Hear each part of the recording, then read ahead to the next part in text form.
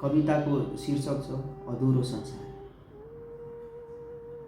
साँझको बेला घामले रङ फेर्दै गर्दा मनले पनि कुनै नदेखिने कुराको प्रतीक्षा गरिरहेको थियो। त्यही मन क्षणमा हावाले ढुक्का ढकढकायो र तिम्रो याद बिना सोधी मनभित्र पसेर। त्यही क्षण घामले कोरेको मधुरो उज्यालोमा मेरो मनभित्र तिमी बाहेक अरू कोही देख्न पाएन। पानीको धारा जसरी मेरो मन एकोरो तिमीमा बगिरह्यो, न रोक्न सकिने न फर्कन चाहने। हरेक साँझमा तिम्रै नाम अलिकति गर्दै चुपचाप चुपचाप मिसिरह्यो।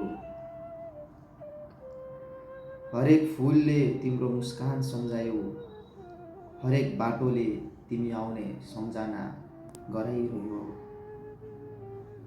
र तिमी बिना मेरो संसार अझै अधुरो नै लागिरह्यो, जस्तो कुनै कथा अन्तिम पानासम्म नपुगे छैन।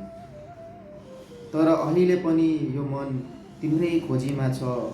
प्रिय भविष्यकी तिमी नजिक नभए पनि मुटुको हरेक ढुकढुकीले चुपचाप चुपचाप धैर्यसँग तिमीलाई नै पर्खिरहेको छ।